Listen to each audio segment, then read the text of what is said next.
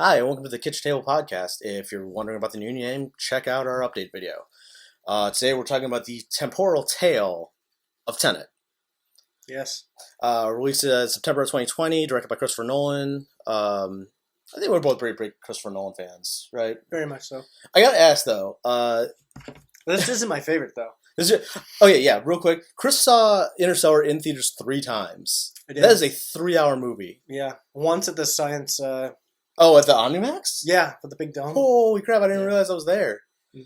But yeah, I think the funny thing about that too was that I remember I was trying to get you to watch something else, and you saw that in theaters 3 times instead. And I'm like, the thing I asked you to watch was 90 minutes at most, and you went with the 3-hour Christopher Nolan version. I know what I like. I got which real quick, but do you like it because his name's also Chris? Is that just like a contributing It's a factor? happy coincidence. I'll admit, if someone has the same name as me, I like their stuff at least 15% more. Yeah, he's British, so I don't normally like British people, but he makes the cut. He makes the cut? What's wrong with British people? The accents. And the whole... That's it. Episode's We're over. Americans. So he's ruined it. But anyway, yeah, no. So Tenet starred John David Washington, son of the amazing Denzel, my man. Yeah. Denzel Washington. And Robert Pattinson, which, by the way, Robert Pattinson continues to surprise me with his, these new serious roles. Yeah, it's I forget that he did Twilight at a certain point. I forgive him for Twilight since I saw The Lighthouse. Well, the thing is too is he openly says he did not doing those movies or anything. He's very much of the mindset. Yeah, I just kind of did them. Yeah, but The Lighthouse, fantastic, and this. I will say for this, it's not so much that I just think he does a good job in an already good movie. I wouldn't say there's anything particularly stand out about it. Yeah. I'd say White House though, he definitely has a very still wow, I didn't realize he was capable of that. Yeah. Really looking forward to him in Batman too, actually. Mm-hmm. However that's gonna go. Whenever that comes out. Yeah. But Tenet, this is a trip trip of a movie. You said you understood 30. So yeah, I had a grin on my face the entire time, and I specifically remember coming out of the theater and saying to my buddy, I understood 35% of that, but I enjoyed it. I enjoyed 100% of it. Though. Yeah. So despite not really taking in everything, I saw it in IMAX, and something with the sound mixing. Nolan's films progressively have gotten louder and louder. I don't know if that's his. Especially the backdrop sound, there's a lot of effects that are just very jarring and very I can imagine in an IMAX being super atmospheric and just really immersive and stuff like that. I think it all started with Dark Knight Rises. Just the music booming, and then he started. Bane has the mask just like in these movies. So when you have the music loud overlaying the dialogue and characters have this apparatus, it just I can't remember. Did Inception come out before Dark Knight Rises or after? Yeah, before. Well, that's what I thought. Inception was 2010 and Dark Knight Rises was 2012. I will say though, I feel like the whole sound thing started more in Inception because I feel like it was yeah. It's just I don't know, maybe I'm just recalling it, but I just remember a lot of parts have been very booming. Yeah, very booming. But I think the thing is that's best about it really showcases it here.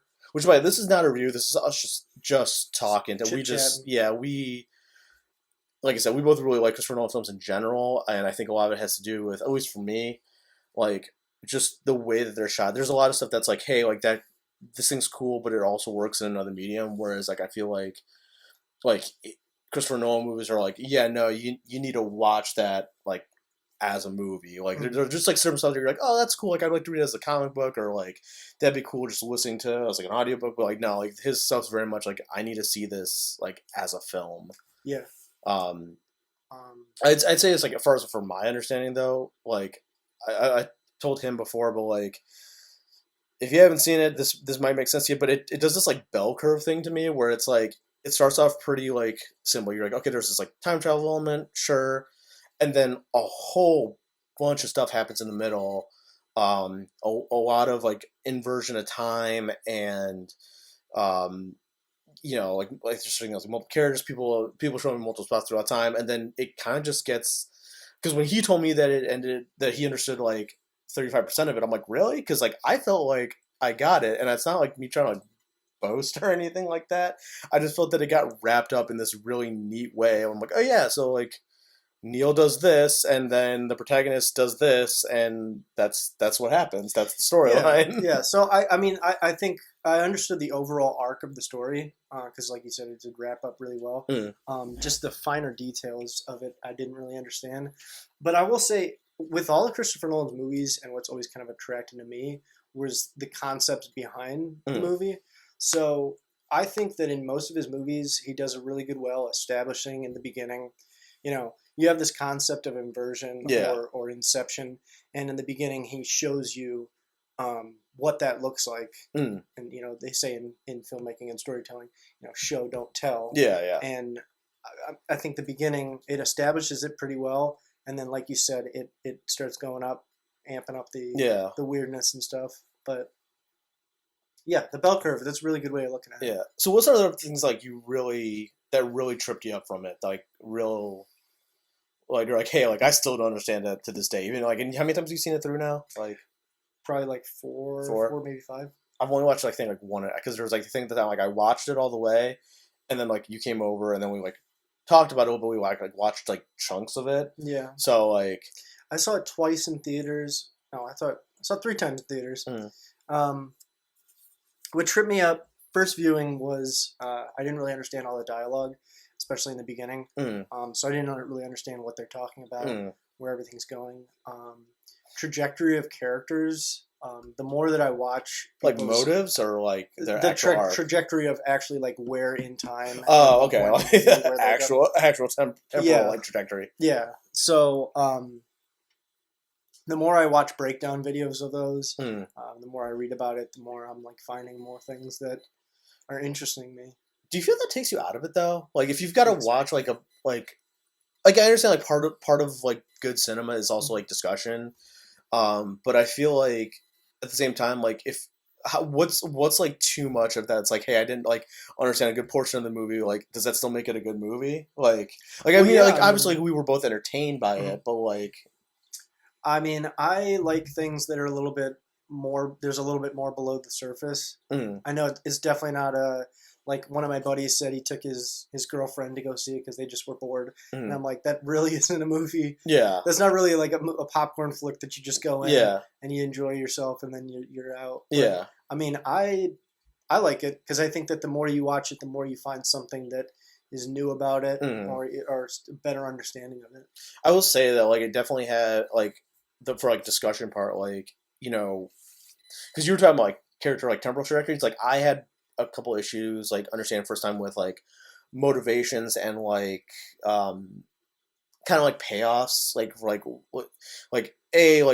why are characters doing the things in general like as a collective, like, and then because I remember I'd ask you like.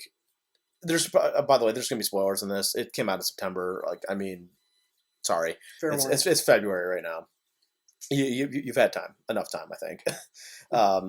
If it's on a digital download or you can buy it on Blu-ray, that's enough time. But yeah, so like the whole like I remember I had to ask you like, okay, I thought he wasn't allowed to die with Seder, and then I had to ask like, what was the whole deal with like, oh god, what's her name? Cat. Yeah, like Cat's whole motivation, because I'm like, I didn't understand like the whole. Maybe it was like a dialogue part of this, because some of the dialogue is very fast. I feel like they like rattle it off like you already know what's going on. Which I'll get to in a little bit. With just like some of my like only issues with the film, but yeah, like some of Cat's motivation. I'm like, what does the painting have to do with this? And like, and it took you having to like explain it to me. That I was like, oh, okay, like that I guess makes sense, you know. But then like there's. Which actually, speaking of which, the Arepo thing. I don't know if you want to bring it now, but like the stone thing still blows my mind. By the way, so I could be wrong about this, but I could have sworn that the whole concept of the movie started with this little thing called the Seder Square.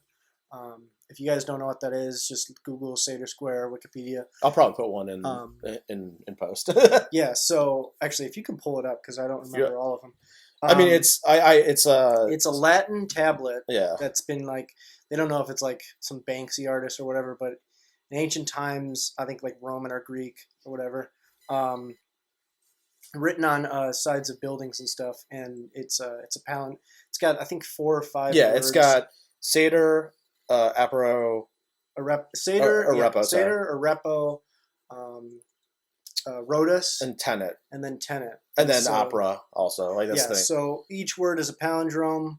And they all like crisscross. Like I said, you'll see in the picture, but like yeah, like everything goes across in every way, and everything it all connects, and they're all palindromes. Yes. And when he told me that, I was like, that is the coolest thing, like ever. Yeah. Like, So yeah, Seder is the name of Kevin Kenneth Branagh, yeah. Kenneth Branagh's character is named Seder.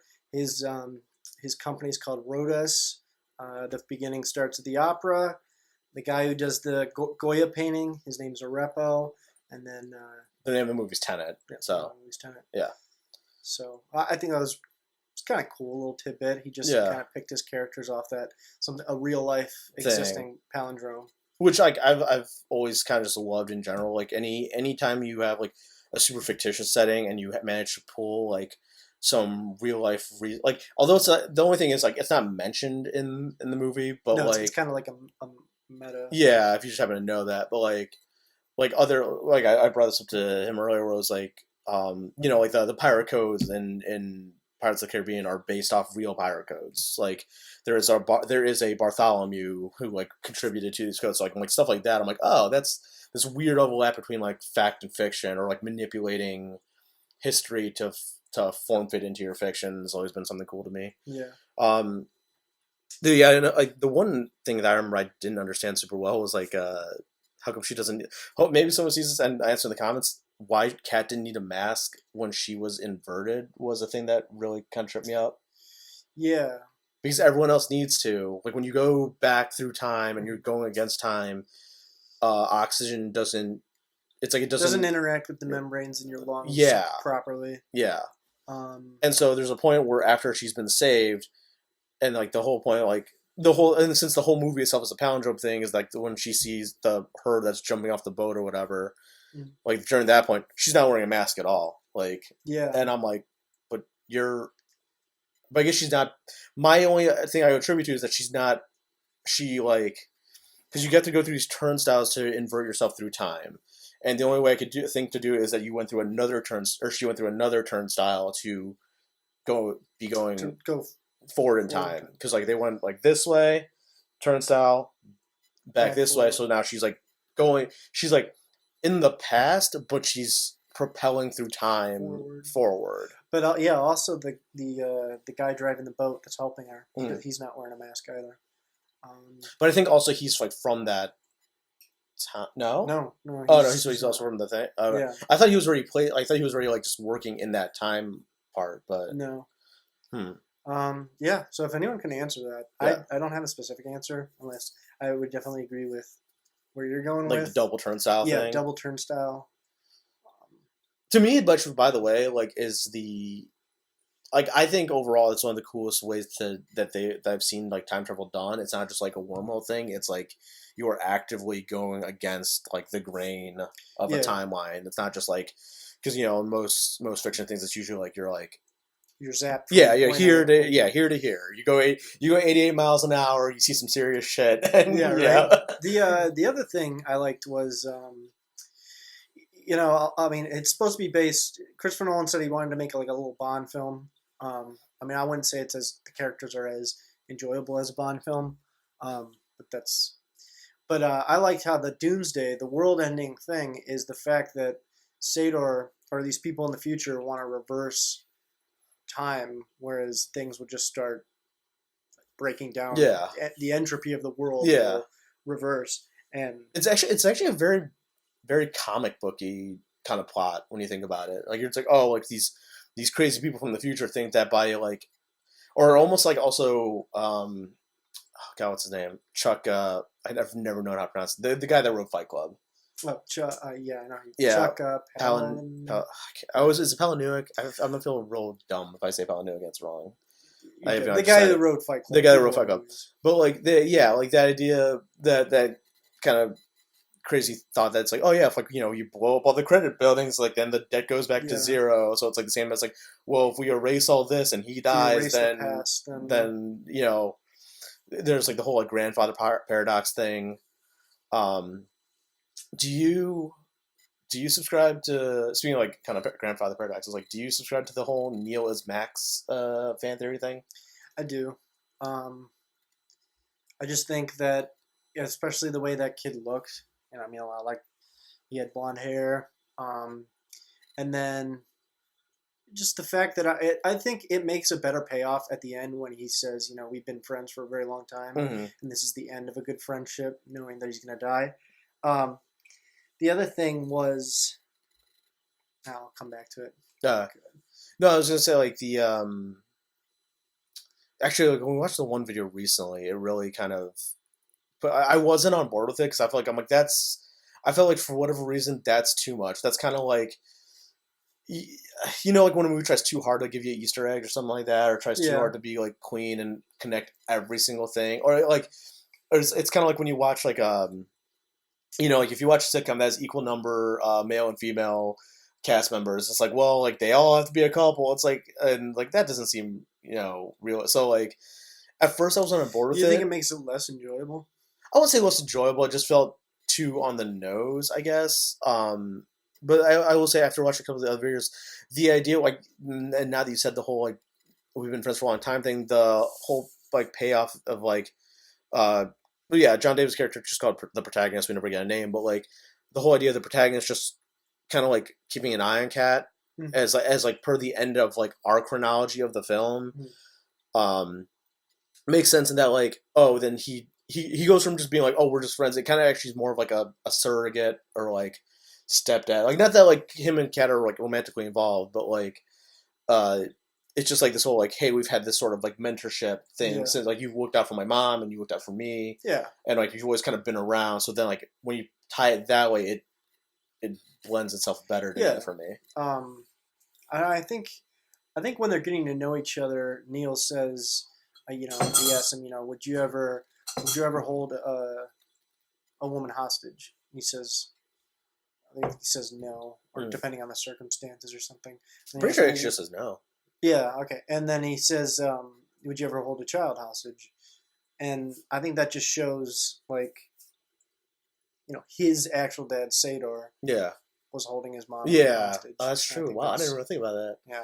The other thing, too, is, like, in that one video we watched where it was, like, he already knows his, like, favorite drink, and they've never met before. Like, I mean, like, yeah, like, that's, when you watch, like, a first glimpse, you're like, grapevine stuff, anyone in a professional setting, if someone has a certain thing about them, you'll tend to know. But I think when you, like I said, like blend it all together, it makes it more interesting. It's like, oh, he knows this because he knows him personally. Yeah, I mean, I think when the protagonist is meeting the scientist, she says, no small talk, nothing that could tip us off. Who we are, what kind of person we are. Yeah, keeping it cold. And...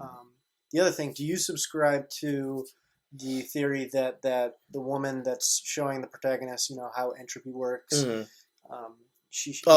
doctor. Yeah, she gives him the gun. Basically, it shows the audience and the protagonist how this thing works. Yeah. Do you subscribe to that she might be the scientist from the future that has discovered the algorithm or wrote the algorithm for the entropy? That she never discovered it.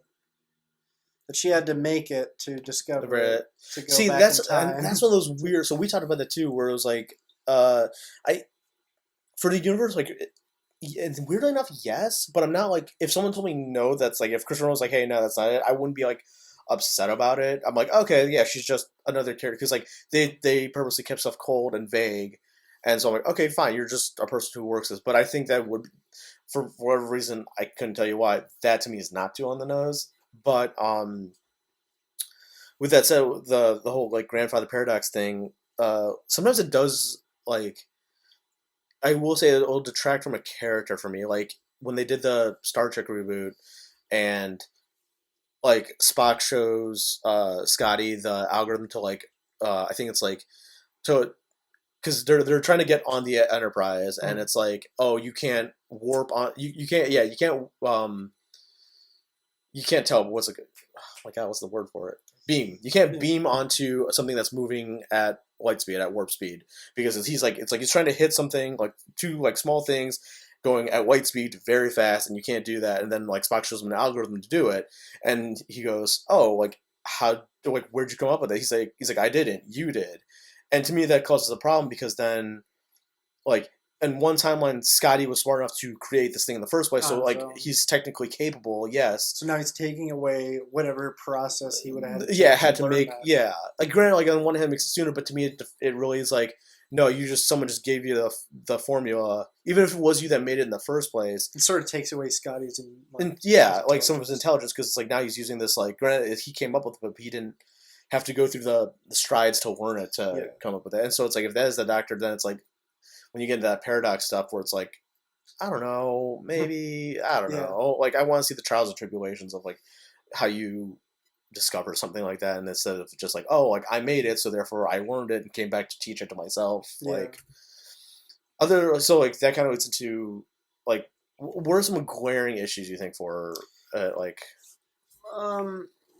as a film, like, or as like like glaring issues as a film? I think not like by concept or design, but yeah, like more as like as a film enjoyer, enthusiast, like you're like. As a film, I think that the characters, and this is the same thing that Inception ran into a problem with, is that the characters can be pretty one-dimensional, very wooden. But it's a very plot-driven film, though. It is. Thing. So like, you're not really looking for, it's not a character study. So, yeah. But, I mean, I think I was telling you this earlier, but other than Kat, I can't really think of anybody that goes through some sort of arc. Transformation. They were this person in the beginning and they became somebody else. Which isn't always a bad thing. I mean, sometimes like static characters are good as like anchors, you know? It's like if you have a static character who has like kind of like good morals or something, something that like other characters bounce off, that they use them as like a poster anchor to like, structure themselves around. Like if you have like a morally good character and you someone who's like a morally gray, and they're like, oh, like, hang on, this person would react this way to it. Maybe I should try to be more like that person. That helps. So even though this character doesn't change, it helps this character do change because they react. So it's like, in that way, Kat kind of does that off of like the protagonist. And maybe Neil. I don't want to say for sure because she doesn't talk to Neil that much, but yeah. Other problems. I mean, just questions I have, like why does Sator's henchmen? Like, I understand why Sator has his motives, but I don't understand why his henchmen, because henchmen are like, we need to end the world too. Like, what do they gain from? I mean, people get persuaded in all sorts of ways. I mean, they also kind of just fall into the henchmen for henchmen's sake thing. Like, it's like they probably like, hey, like, do it for money or something. Yeah. I don't know. What about you? For me, like, it mentions like the. Like when it comes to the dialogue, it's not that the dialogue's bad. It's just the characters themselves, specifically like John David as the protagonist. I feel like he is just too adept at understanding all the inversions so quickly. Like he learns about it and immediately just applies it and has no like is not taken aback by any of it. He's not like, wait, you can do that, or it's like not only does he apply, he almost gets like to like a mastery level of understanding it, where he's like no, like assuring people who have been working with it longer that like, no, I'm gonna do this and it'll work out fine. And I'm like, okay, I'm like, didn't you just learn about it like a little bit ago? And the one major one is I mean, don't get me wrong, like first off, by the way, I wish there was more hand-to-hand combat in it, because that kitchen fight scene is the coolest thing. Oh, like, the kitchen fight? Yeah, dude. When he like my hot sauce an hour ago. Well, no, dude. He like does the grater against the dude's hand and his face, and I'm like, that is some cool. And then just like shoves like the thing of plates right in his face, like So like that, like I mean, I just wish there was more hand-to-hand combat, but that's not really like anything against him. It's not that type of film. I mean, you got your first ever reverse forward hand-to-hand combat. I would say there's amazing cool choreography with the way it's shot. But the other thing is that like when the protagonist, like he does that thing when he's trying to save. Is it when he's trying to save Kat? Or no, it's when he's trying to go back for the part of the algorithm, right? Yeah. That like he messes up, and like there's a whole saying that Neil has throughout the film. Excuse me, where he's just going. He's like, "What's happened," or yeah. What happens can't change the past. Yeah, can't change. But what happens, or sorry, it's what's happened, right? Yeah. Like ed, not s. Yeah. And so, but there's a point where he tries to change them. He tries to change it so that cat lives, and or no, sorry, not what cat. He's trying to change for the algorithm. Yeah, he wants to stop Sator from getting the algorithm. And there's a part where like Neil's telling him like not to do it, or like there'd be like bad repercussions if he does, and he does it, and then the bad repercussions happen, but they brush it off very lightly. He's like, oh, well, I guess I know now, and I'm like, but I feel like you really jeopardize like the mission as a whole, and everyone's taking this very, very lightly. Like this, like that's like you have like this one rule, and then you broke the one rule, and it's like you're like, oh, I guess we know now. That's what happens, and it's just I don't know. That part just like rubbed me in a weird way, where it's like, then why the suspense of seeming like this is a big deal when clearly like he did it anyway. Yeah. And then actually, this are not a complaint. The other, I forgot to mention Aaron Taylor Johnson there, which I found is like just my complaint. My second complaint. There is not enough Aaron Taylor Johnson in that movie. It's just the fact that I didn't realize it was him. I literally Claire and I watched it. He's got the accent. Claire and I watched it. I'm like, that looks like Aaron Taylor Johnson, but I don't think it's him. And then when we talked, and you're like, no, that is him. I'm like, wait, what? Yeah. Crazy. Yeah. Yeah, I think what I like about Christopher Nolan's movies is that he sticks to locations. He sticks to he limits the CGI. Big set pieces, I always feel like. Yeah, big set pieces. But like specifically that they're set. Yeah. Like the hallway fight in Inception. That's a real revolving.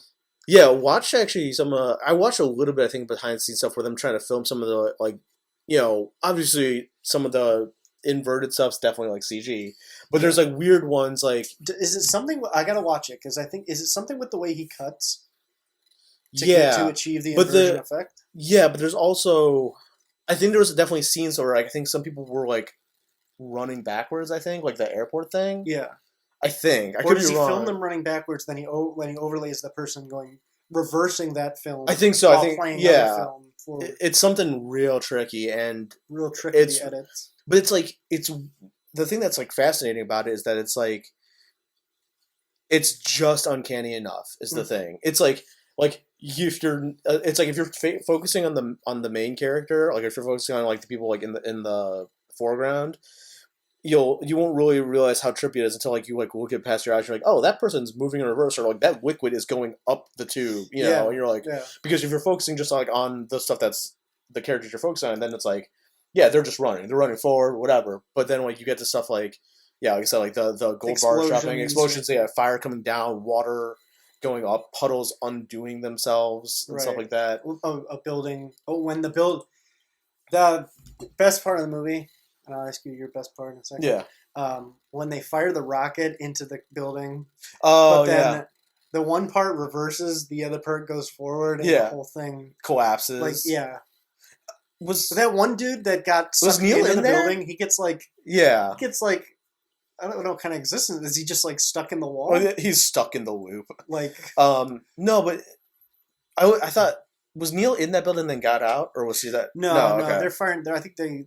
In the dialogue, I think there's like a sniper in the building. Okay. RPG it. Do you want to talk about the?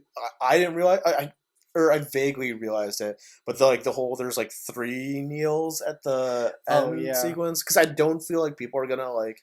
I feel like if you're super paying attention on the 3rd or 4th watch, you'll definitely notice it. Yeah. But like I noticed I'm that still I'm trying to wrap my head around. Yeah.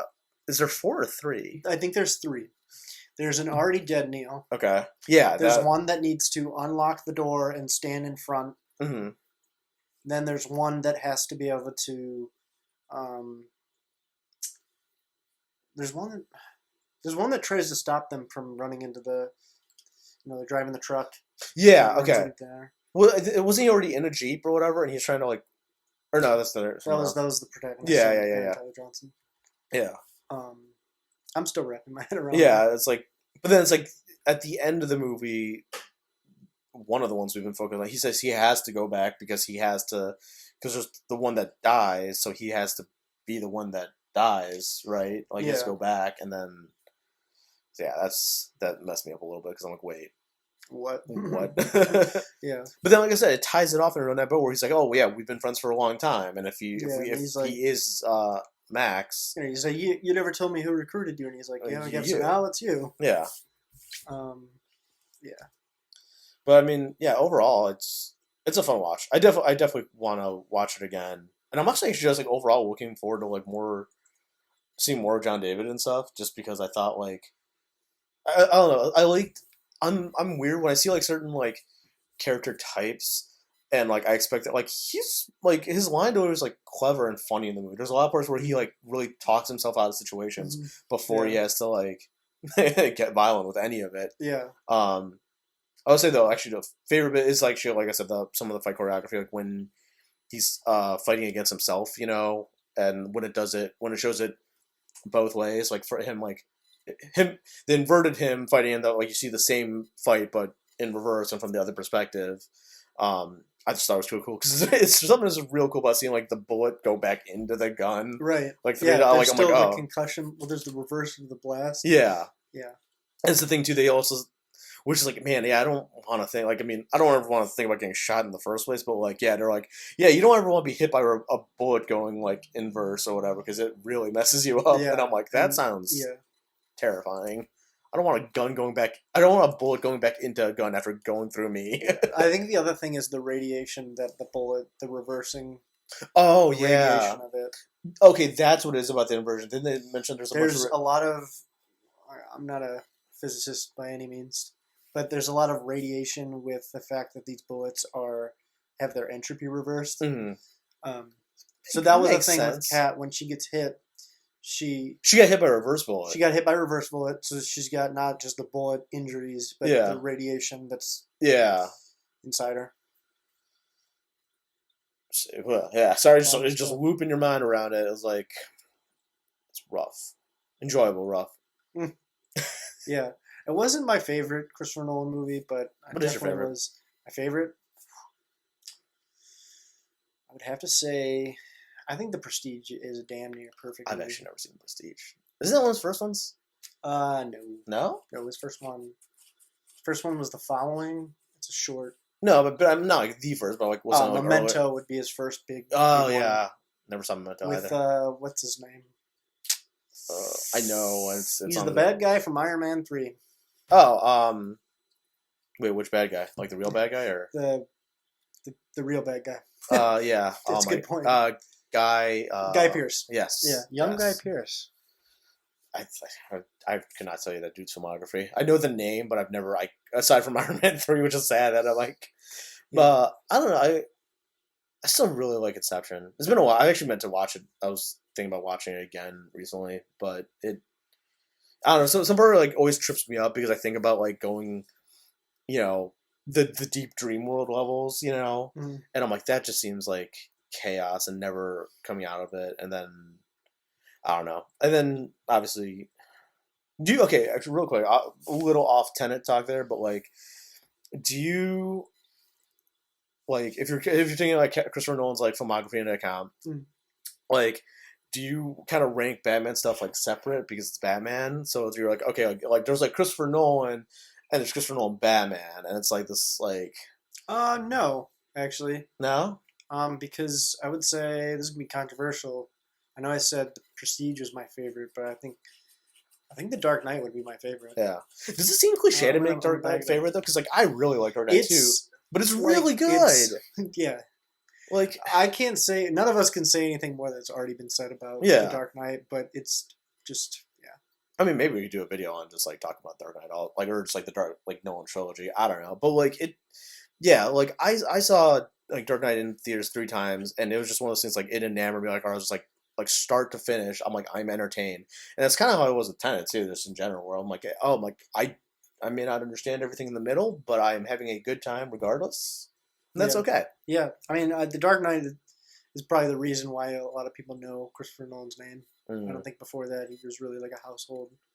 Common name. I will say though, that's actually one of the interesting things. So like I felt like we got into I don't want to get too much of a tangent on just like cinema talk. We can do that and then I get another one. But I think Christopher Nolan helped really sell the idea back of like directors kind of being the vision, because I feel like there was like a long time between like the late '90s, like, but actually like even back in the '80s, I feel like there's this portion where aside from like like Scorsese and stuff like that, and like maybe Spielberg, I feel like there was this big portion where like during the '80s and '90s, it was a lot about the actors, like what movie stars are in your big blockbusters, and that was what was selling movies, where people were like, oh, like, and then people would wonder why the movie was bad. They'd be like, oh, like you just went to go see it because like Brad Pitt was in the movie. How is it bad? Yeah. And it's like, or like, oh, like they had all these people in there. How is this like so boring or whatever, And I think people forgot for a little bit that it's like, oh no, like if you are like, there are like two things that's set up for a good movie. It's like writing, which I feel like I still feel like writers do not get enough credit. Yeah, and the fact that a lot of Christopher Nolan's movies, he writes himself. He writes, or his brother helps him write. Yeah, and then directors, because it's like it's really like don't get me wrong, the performance is important, but I think having the vision and style to project it, or to pun intended, like direct it, like channel it, like as a real focus. And I think like when he started doing Batman, he really like started bringing back the idea. It's like, oh no, like yeah, I want to see what that guy's made. Like whoever stars in it, cool, but also like I like his style. I like seeing. And he didn't have too much influence from the producers. Yeah, it was like, well, I mean, also he is an executive producer on his own films, right? The thing too.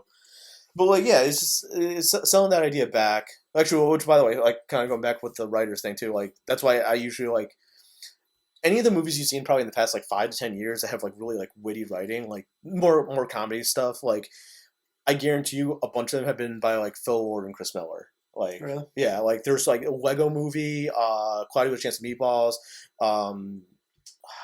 So I think even some of the Marvel, I think Thor Ragnarok, even they touched a little bit on the screen. Like there's so many like times that these guys have touched like a screenplay, and you'll notice like the dialogue, like that dialogue is like real like referential and funny, and it feels modern, but it feels timeless, and it's quips, and it's like a lot of times it's because it's the same two dudes writing it. And then like, same thing, like you'll notice like the style with directors. Like I want to watch more. Oh my god, what's his name? Oh my god, it's the first movie that Jason, I think, Statham started. Like or maybe I can't think of it. Ignore it. But yeah, anything else? Tenet talk. Welcome to our Tenet talk. Yeah, we'll probably try to do some more of these. Mm-hmm. Any movies that both him and I are interested in, feel like it's worth talking about. Clarity. I know we're pretty late with the Tenet, but hopefully everyone's already seen it by now. Yeah. And that'll give us. I think we're just really enamored by it, and like had a good discussion about it. So we're just like, hey, like let's talk about this more. If anyone else wants to join in on talking about it in the comments and stuff, I think so. Next, kind of up on the docket, either be, I know there's definitely like kind of going back to the gaming one, either on the next one or the one after that, and then look forward to our Godzilla vs Kong debate. Monk. Japan Wizard go roar. Yes. But that's it for the Kitchen Table Podcast. Hope you guys enjoyed it. See you next time.